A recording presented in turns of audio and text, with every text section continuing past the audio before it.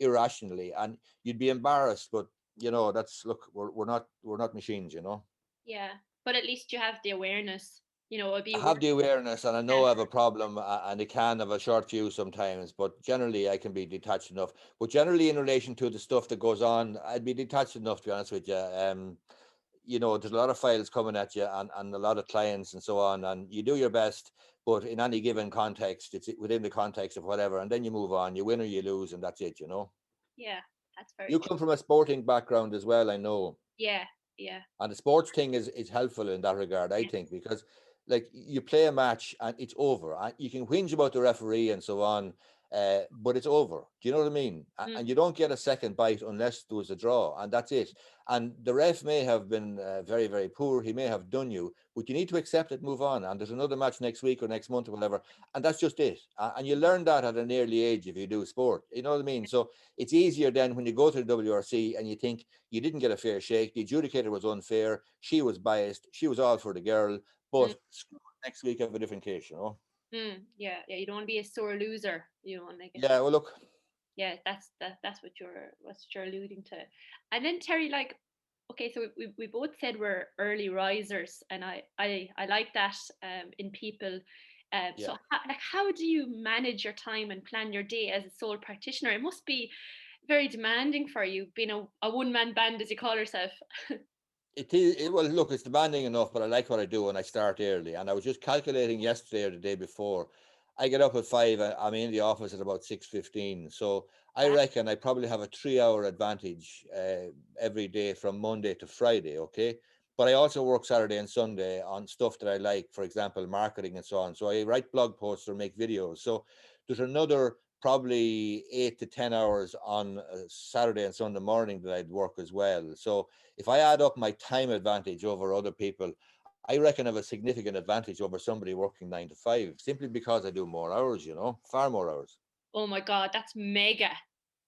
Like Yeah. that Well, is look, if it's mega. three hours a day and 5 days a week, that's 15. Add in 5 days, 5 hours, say at Saturday, and say 5 hours on Sunday, that's 25. Like, so I have a 20 hour, 20 to 25 hour advantage over many of my competitors. So in terms of getting stuff done, I've a system, and I use the Pomodoro technique then as well. You I do? work in chunks. Yeah, I work in chunks of 25 minutes, 5 minute break. Mm. I've two Pomodoros now until the long break today. I've two done already. I see, and that's the way I work. So I chunk it down. It's like, how do you eat an elephant? One bite at a time. You're literally you're everything you're saying is the stuff I harp on about. I feel Yeah, like you and me are on the exact same, and I use the Pomodoro technique. yeah, I also agree with the early morning advantage. I agree with the weekend yeah, morning advantage. yeah, Uh, it's it's a game changer, and it's very like Michael Jordan, when he was on the court before everybody else shooting hoops. Like, how can you beat that person who is so well yeah, practiced? yeah. Shoot more hoops. Shoot more hoops, exactly. Yeah, Okay, that's fantastic. I and kind of just need, yeah, go on. just in relation to Saturday and Sunday morning, I mean, people might say like that guy is a complete workaholic, but I'm Yeah. not, because I work for 3, 4, 5 hours, but I actually make videos, I write blog posts, and I'm learning stuff, and I do it in my own pace. I'm not under pressure. I'm Mm, baking bread at the same time. Then I'll go out and cut the grass. So it's kind of relaxed, and I don't have to do it if I don't want to. And if I want to down tools on any Saturday or Sunday and say, screw it, today I'm not going to do anything, I can do that. You know what I mean? But generally, I choose to do the bit of work. And as I say, I'll either write a blog post, write an article, or I'll make a video or two, and that's it. And and I'm very, very structured as well. So the mm, first 25 minutes of my day, every day, is marketing, social media marketing. I have mm, a particular system that I use, and that's mm, 25 minutes. Then the next 25 minutes is writing. And then after that, it's email. And then after that, it's whatever else. Yeah, and like, the people listening to this are younger listeners, so between the ages of 20 and 30. And you Yeah. really need to listen to what Terry's saying, because so many people have the issue of procrastination.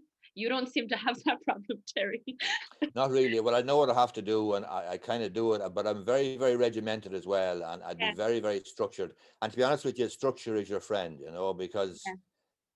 routines and pre-shot routines and so on. Watch, Johnny Sexton, watch a top golfer. They have a routine, and when the shit hits the fan and they're under pressure, they fall back on the routine, and they kind of a Pavlovian response. There's a thing that they do, and that's it. So they think about the thing that they do rather than the outcome. And I'd be the same just in terms of doing the work. So I just see what's the next thing I have to do. Yeah, you're process driven rather than outcome. Absolutely, yeah, Yeah. yeah, Okay. And then you're see, I'm getting questions as you're talking to me now. yeah. So okay, if you're a solicitor, things are going very well for you. You're obviously very internally motivated. Is there anything about the profession that annoys you? Like, is there anything you'd like to see changed? Are there things you've looked at and gone, I think that should be different? Okay, we've already touched on the YouTube marketing side. You're exploiting that, but is there anything else? Like I know what I would say, but I'd love to know what you would say. To be honest with you, I'd have a different perspective. I would see any infirmities or imperfections in the profession as opportunities for a small guy like me. You know what I mean? So I wouldn't be saying that all those solicitors are too stuffy and too Yeah. fond of themselves. Do you know what I mean? I'd Mm, be saying that's great because look, yeah. I can get Yeah. more clients Yeah. because that girl working in NACE, she came from Poland. She's after been unfairly dismissed or discriminated against in work. I can help her. And if she goes to a big firm of solicitors in, say, Newbridge or NACE, and they're very, very formal, etc., I have an advantage. So there is things that might change, but I'm not necessarily going to tell them, you know. Yeah. Yeah. Yeah. What are the traits you'd be looking for someone who's starting their legal career? I think whether it's an apprentice or just taking on somebody in the office, I'd be looking for attitude, just good attitude, positive attitude, can do attitude.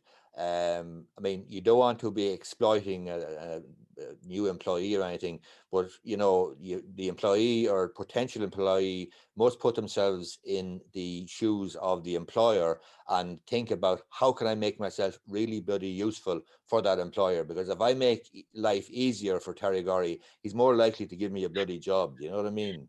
And so I like, positive attitude, and whether it's in the legal profession or whether it's delivering, driving a truck for Kerry Foods or whatever, Yeah. I think good attitude is absolutely paramount. Yeah. Yeah. I. So positive attitude Yeah. and putting yourself, if you can, in the shoes of the firm, the Yeah. sole practitioner or the partners or whatever. How can you be of use to them? And if you can persuade them that you'll actually be an asset around the place, then you have a far better chance, I think, of getting a job or getting a training contract or whatever. Mm.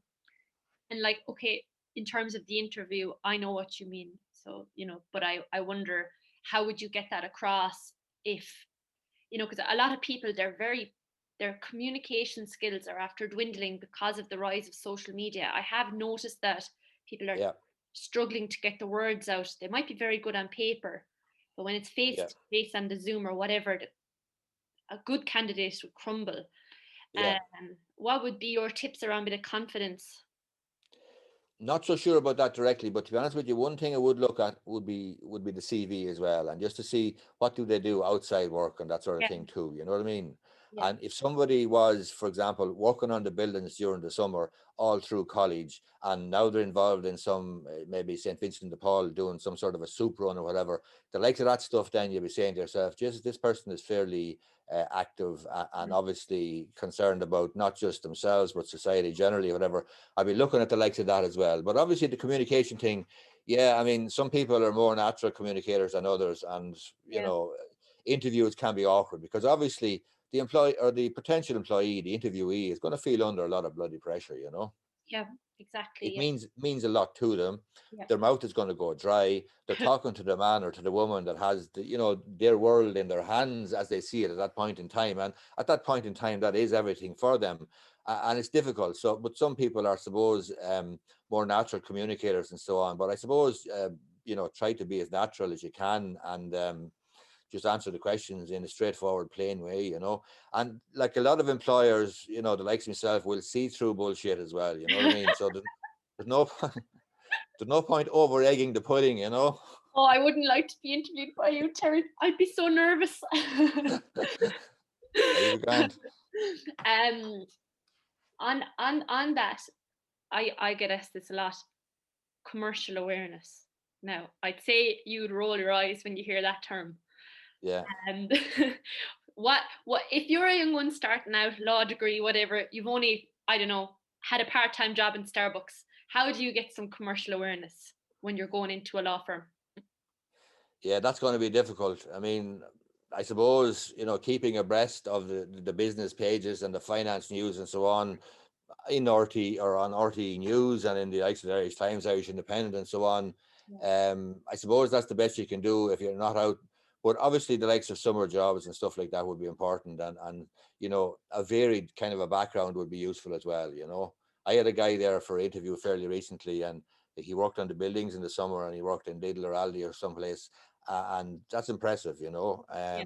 because it just shows a willingness to get stuck in. And if somebody's out like packing bags in Lidl or Aldi or Dunn stores or someplace, and they're meeting people on a daily basis, they're going to have some commercial awareness. They're going to have some social skills. You know what I mean? That can be difficult to pick up in the law society or any place else, quite frankly. Yeah, I 100% agree with you. I think people think commercial awareness is reading the Financial Times with it. Yeah. It's not. It's Yeah. No, there's other stuff. I always tell people be observant. Like take a look at the for sale signs, to let signs around Yeah. town, and you'll get a feel of the economics of the environment you're in. Yeah. You know, Yeah. there's simpler ways of doing things. We can over egg things, can't we? Absolutely, yeah. I mean, you got to be an observer and you got to take stuff in, and you have two eyes and one mouth, so you should be doing twice as much looking as and listening as talking. Yeah, okay, that's a great tip about the summer jobs. I'm sure people will appreciate that. Okay, last question for you, and we'll let you get on with your stellar work in Enfield. Good Um, stuff. how do you deal with failure? How do you bounce back? Well, you try and detach yourself from it and you just move on. I mean, that's just the nature of it. And as I say, I touched earlier on just on the sporting situation. You don't, take it too seriously, I suppose. You don't personalize it too much. It's just business. It's just a negotiation. It's just a decision. It's just a case. And that's it. You know what I mean? It's not a personal reflection on me that I've failed unless I haven't done the work. But if I've done the work and prepared well, then as far as I'm concerned, I won't have failed. We made it, the facts are the facts. So, if it's a case at the WRC and it's an employment case, like you can't make up the facts. So, provided you prepare well and do the best you can, then you haven't really failed. The decision may not go in your favor, but that's, shit happens and you got to get on with it, pick yourself up. So, you can't be you must attend to the process, I think, and not be concerned about the outcome, And anybody who played sport, played golf or anything else, rugby, football, hurling or whatever, they will attend to the process and not be too concerned about the outcome, because you can't really determine the outcome. All you can do influence is the process. Absolutely. And that's a great reminder to us all how to approach our day. You know, Yeah, focus on the process. Don't yeah. worry about what's going to happen. It's out of your control. Exactly, yeah. Or what you're going to achieve. Forget about it. Do the thing now. You know what I Yeah. mean? What's Yeah. the next 25 minutes? What do you have to do? I have 5 emails to answer. I'm going to answer those to the best of my ability. And if I do, I won't have failed. I've done, you know what I mean? Oh, well, Terry, like this has been better than I thought it was going to be. It's exactly, what we need to hear. You're such a positive person. You're such a great role model for young Thanks, Jennifer. people's. And good luck with your channel. Thank you. Well, like you're my inspiration, and it's where I got the idea from to go on YouTube. I was very nervous myself to do it. But I think if you have someone to look at like you, and you can get a bit more confidence about yourself, it's like anything, it's like a snowball, it just That's increases. it. Yeah, if you keep showing up, and you can make videos as well, remember, and not publish them. You can have them private, and you can have a look at them. And after a while, then you say, "Oh, screw it, big deal." You know what I mean? I misspoke, whatever, but I'll just publish it and be damned. Provided you don't libel or defame anybody. Exactly. Yeah. Yeah, there's a lot to be said. And I think you really live this, taking the ego out of law. Mm, It's getting rid of that ego and getting rid of that old boys club mentality. yeah. That's I think that's a And very there is, yeah, absolutely. And the whole image of being sort of unapproachable and that sort of thing. That's not to say that you want people staggering into your office every day or coming into your office out of the blue or whatever. Like I would be fairly, possessive about my boundaries and so on. So you do yeah. need an appointment. all that crack. But yeah, I mean, I'm gonna call it as I see it, and I'll speak plain. I hope you enjoyed it. If you did, please leave a like, please subscribe, head over to Terry's channel. It's absolutely fantastic. I've learned so much from him, and yeah, see you in the next one.